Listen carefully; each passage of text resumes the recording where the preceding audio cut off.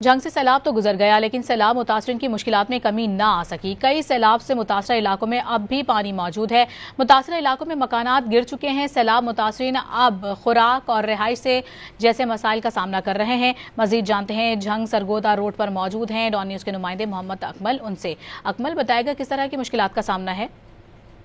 جی، جنگ سے سیلاب کے 311 دیہات متاثر ہوئے تھے، لیکن سیلاب تو گزر گیا، لیکن سیلاب کی تباہ کاریوں کا سلسلہ اب بھی جاری ہے۔ جنگ کے مختلف علاقوں میں اب بھی کہیں کہیں سیلابی پانی کھڑا ہوا ہے، اور وہ وہاں کے جو علاقہ سیلاب متاثرین ہیں وہ بڑی مشکلات میں اپنی زندگی گزار رہے ہیں۔ اگر ہم بات کریں چک شمالی کی اور اس کے ساتھ ساتھ چک کچا کی، چک نور شاہ کی، تو وہاں پہ بہت سے سیلاب متاثرین ایسے ہیں جن کے مکانات گر چکے ہیں، اور انہیں راشن کے حوالے سے اور اپنا رہائش کے حوالے سے بھی بہت سارے مسائل کا سامنا ہے۔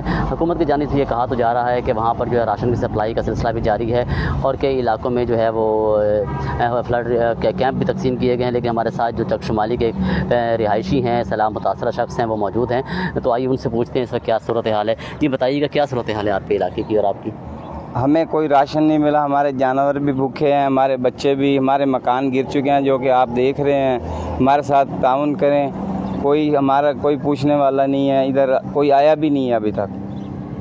جس طرح آپ نے سنا کہ جو سیلاب متاثرہ شخص ہیں ان کو یہ گلہ ہے کہ ان کی طرف اب تک حکومتی کوئی اہلکار آیا نہیں ہے، اور سیلاب کے دوران بھی اور سیلاب کے بعد بھی ان کے مکان بھی گر چکے ہیں، اور وہ راشن کے حوالے سے بھی اور جانوروں کے چارے کے حوالے سے بھی گلہ کرتے ہوئے نظر آ رہے ہیں کہ انہیں اب تک نہیں ملا۔ بہت شکریہ اکمل آپ کا۔